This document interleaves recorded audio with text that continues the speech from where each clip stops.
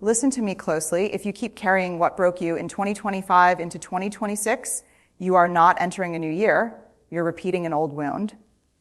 And repetition is not growth. It's self-abandonment. Before 2026 begins, the first thing you must do is tell yourself the truth you've been avoiding, not the polite truth, not the edited version you share with others.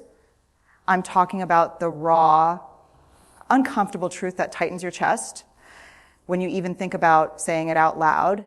The truth about what drained you, the truth about who you stayed loyal to while betraying yourself, the truth about the moments you felt small, dismissed, or invisible, and still said, it's fine, it wasn't fine, and your body knows it.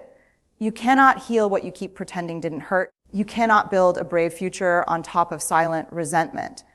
Courage is not about being fearless. It's about being honest when honesty feels risky. Sit with yourself before this year ends and ask, where did I abandon my needs to keep the peace? Where did I choose comfort over authenticity? Where did I stay quiet to avoid conflict, but lost myself in the process? This isn't about blame.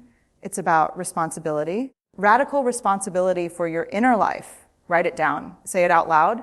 Admit it without softening the edges, because clarity is an act of self-respect. And when you choose truth, even when it hurts, you stop carrying emotional debt into the next year. 2026 doesn't need a perfect version of you. It needs an honest one. Before 2026 begins, the second thing you must do is grieve what you thought would last. Not everything that ended was supposed to, and not everything that stayed deserved to. But here's the hard truth. We don't just grieve people or relationships. We grieve versions of ourselves. Futures we rehearsed in our heads, promises we built our identity around, and if you skip this grief, it doesn't disappear. It hardens. It shows up as bitterness, cynicism, emotional numbness. You call it being strong, but it's actually unprocessed loss wearing armor. Let yourself feel it fully, honestly, without rushing to move on. Cry for the conversations that never happened. Mourn the apologies that never came. Sit with the disappointment of giving your best to something that couldn't meet you there. That pain is not weakness. It's proof that you cared deeply, and caring deeply is not a flaw. Grief is not a detour from growth.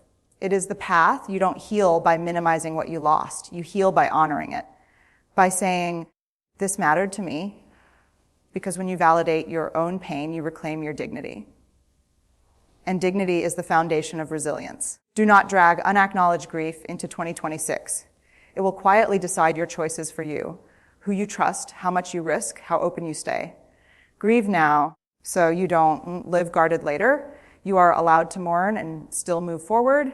You are allowed to let go without pretending it didn't hurt.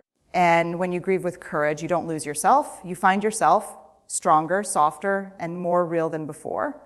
Before 2026 begins, the third thing you must do is set boundaries that will disappoint people. And I need you to hear this clearly.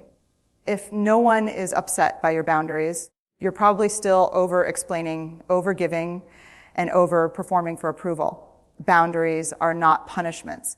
They are acts of self-respect. But when you've been taught that love means sacrifice, boundaries feel like betrayal. You worry you'll be seen as selfish, difficult, ungrateful.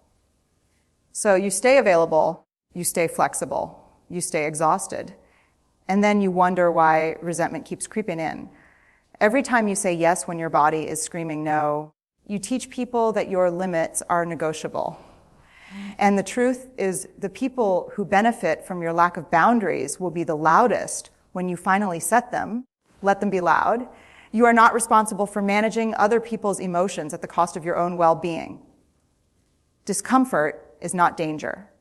Disapproval is not abandonment. And being misunderstood is a small price to pay for living aligned with your values. Before this year ends, decide what you are no longer available for. Decide how much access people get to your time, your energy, your emotional labor. Say it simply, say it once, and stop explaining. Boundaries don't require permission. They require clarity. If someone walks away because you stopped over-functioning, they were never attached to you. They were attached to what you provided. And losing that is not a failure. It's a revelation. Carry this into 2026. You can be kind and still be firm. You can be loving and still say no. And you can protect your peace without apologizing for it. Before 2026 begins, the fourth thing you must do is release the belief that you have to earn rest. Somewhere along the way, you were taught that exhaustion equals worthiness. That if you're not busy, struggling, or proving yourself, you're falling behind. So you keep pushing, you keep performing, you keep telling yourself you'll rest after you've done enough. Enough for who rest is not a reward for productivity. It's a requirement for being human. And when you deny yourself rest, you don't become stronger, you become brittle. You lose creativity, you lose empathy, you lose your ability to show up with presence instead of resentment. Burnout is not a personal failure, it's a boundary failure. Before this year ends, stop glorifying depletion. Stop confusing hustle with purpose. Ask yourself why slowing down feels so unsafe. Who taught you that your value disappears the moment you stop producing? That belief did not come from wisdom. It came from fear. You do not need to justify your rest with exhaustion. You don't need to collapse to deserve a pause. Choosing rest is choosing sustainability. It's choosing a life you can actually live, not just survive. When you rest, you're not quitting. You're recalibrating. You're listening to your nervous system instead of overriding it. And that's not weakness, that's emotional intelligence. Carry this truth into how to 22 A well-rested self makes braver choices. A regulated nervous system tells the truth more easily. And a rested body can hold joy without guilt. You are allowed to slow down before you break. You are allowed to stop proving your worth. And you are allowed to enter the next year whole, not depleted. Before 2026 begins, the fifth thing you must do is stop betraying yourself to stay connected. Read that again. Because self-betrayal doesn't always look dramatic. It often looks like silence. It looks like shrinking your truth to avoid tension. It looks like laughing something off that actually hurt. It looks like staying in rooms where your nervous system never relaxes. Connection that requires self-abandonment is not connection. It's performance. You were never meant to disappear in order to belong. And yet so many of us learned early that being easy, agreeable, or emotionally low maintenance was the price of love. So we adapted, we adjusted, we edited ourselves until we were palatable. And then we wondered why we felt lonely even in relationships. Before this year ends, pay attention to where you go quiet. Notice the moments when your body tightens and your voice softens, not because you agree, but because you're afraid of what honesty might cost you. That fear is information. Listen to it. Belonging doesn't require you to be less of yourself. It requires you to be more honest about who you are. Real connection can handle your boundaries, your emotions, your truth. If it can't, it wasn't safe to begin with. Choosing yourself will feel uncomfortable at first, not because it's wrong, but because it's unfamiliar. Self-trust is a muscle, and it's been under-used. Carry this into 2026. You don't owe anyone access to the parts of you that are still healing. You don't need to shrink to be loved. And you don't need to sacrifice your integrity for intimacy. The bravest thing you can do is stay loyal to yourself, even when it costs you approval. Before 2026 begins, the sixth thing you must do is forgive yourself for who you had to be to survive. Not everything you did in the past was noble, grounded, or healed, but it was adaptive. You made choices with the tools you had in moments where safety mattered more than self-expression. And yet, you keep replaying those moments. You shame yourself for staying too long, for leaving too late, for trusting the wrong people, for not speaking up sooner. You call it self-awareness, but it's actually self-punishment. Shame does not make you better. It makes you smaller. Before this year ends, release the fantasy that you should have known better back then. You know better now because you lived it. Growth is not about rewriting the past. It's about integrating it with compassion. Talk to yourself the way you would talk to someone you love who was doing their best under pressure. Offer yourself the grace you so freely extend to others. Self-forgiveness is not denial. It's acknowledgement without cruelty. When you forgive yourself, you reclaim your energy, you stop dragging old versions of yourself into new rooms, you create space for accountability without collapse. Carry this into 2026. You are not the sum of your worst moments. You are the sum of what you learn from them. Survival does not disqualify you from growth. It prepared you for it. Let go of the need to be flawless. Release the weight of who you were. Make room for who you are becoming. Because when you choose self, compassion over self, judgment, you don't lose your edge, you gain your strength. Before 2026 begins, the seventh thing you must do is redefine what success actually means to you. Not the version you inherited, not the one that looks impressive from the outside. I'm talking about the definition that lets you breathe at night. So many people are chasing goals that were handed to them by fear, comparison, or old expectations. You're running hard, but you're not sure why. You're achieving things that look good on paper while quietly wondering why they don't feel good in your body. That disconnect is not ingratitude, it's misalignment. Before this year ends, ask yourself the brave questions. Who am I trying to impress? What am I afraid will happen if I slow down or change direction? What would my life look like if I measured success by peace instead of applause? Success that costs your mental health, your relationships, or your integrity is not success. It's a trade you'll eventually regret, and no amount of external validation can compensate for internal exhaustion. Redefining success requires courage because it often means letting go of someone else's dream for you. It may mean choosing enough over more, meaning over momentum, alignment over achievement. Carry this into 2026. Success is waking up without dread.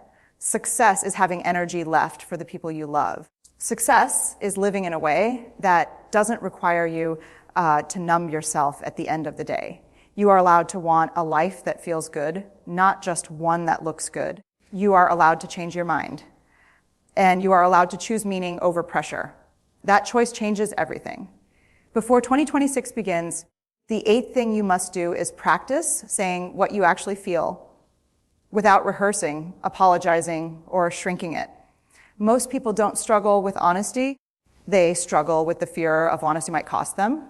So you edit, you soften, you add disclaimers. You say it's not a big deal when it is. You say, I'm fine when you're not. And over time, that gap between what you feel and what you say becomes loneliness. Unspoken emotions don't disappear. They leak out as passive aggression, distance anxiety, or emotional shutdown. Your body keeps the score even when your mouth stays silent. Before this year ends, practice naming your feelings plainly, not dramatically, not defensively, just truthfully. That hurt. I felt overlooked. I need more support. I'm not okay with this. These sentences don't make you difficult. They make you clear. Vulnerability is not oversharing. It's sharing with intention and self-respect. It's trusting yourself to handle whatever response comes back. And yes, some people won't like the more honest version of you. But the people who matter will feel closer, not threatened. Carry this into 2026. Emotional fluency is a life skill. When you can name what you feel, you stop expecting others to read your mind. You stop carrying silent resentment. You start building relationships that are real instead of performative. Your voice doesn't need to be perfect to be powerful. It just needs to be true. And when you let yourself be heard, you stop disappearing in your own life. Before 2026 begins, the ninth thing you must do is let go of who you're no longer becoming. This one is quiet, but it's powerful because growth doesn't just ask you to start new things. It asks you to release identities that once kept you safe, but now keep you stuck. There is a version of you that learned to hustle for approval, a version that stayed small to stay accepted, a version that survived chaos by controlling everything. That version deserves gratitude, not lifelong employment. You are allowed to outgrow your coping mechanisms. Before this year ends, notice where you're still operating from old fear instead of present truth. Ask yourself, is this choice coming from who I am now or who I had to be then? Holding on to outdated identities feels familiar, but familiarity is not the same as alignment. Letting go can feel like loss, even when it's healthy. You may grieve the part of you that was always available, always strong, always needed. But strength that doesn't allow softness becomes isolation. Independence that doesn't allow support becomes loneliness. You don't have to announce your evolution.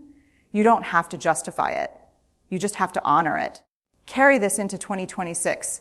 You are not obligated to remain who you were to keep others comfortable. Growth will confuse some people, and that's okay. Confusion is often the sound of expansion. Release the identities that no longer fit. Thank them for what they protected, and step forward lighter, clearer, and more aligned. Because the most courageous transformation is choosing who you are now, even when it costs you familiarity.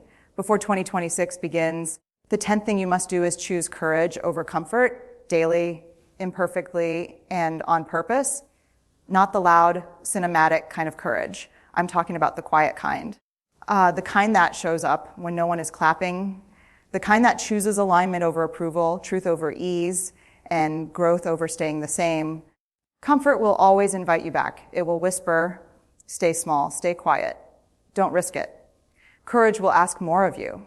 It will ask you to show up honestly, to sit with uncertainty, to move forward without guarantees. And that will feel terrifying because it matters. But here's the truth. A comfortable life built on fear eventually becomes a resentful one. Courage, even when it's messy, builds self-trust, and self-trust changes everything. Before this year ends, stop waiting to feel ready. Readiness is a myth. Courage comes after action, not before it. Take the step. Have the conversation. Make the choice that aligns with your values, even if your voice shakes. You don't need a new personality in 2026. You don't need perfection, clarity, or control. You need willingness. Willingness to be seen. Willingness to be honest. Willingness to live a life that feels true instead of just tolerable. As this year closes, let this be the promise you keep to yourself. I will not abandon myself to be accepted. I will not numb myself to be comfortable. I will not shrink to stay safe. Step into 2026 with courage in your chest and integrity in your hands. That choice, made again and again, is how a meaningful life is built.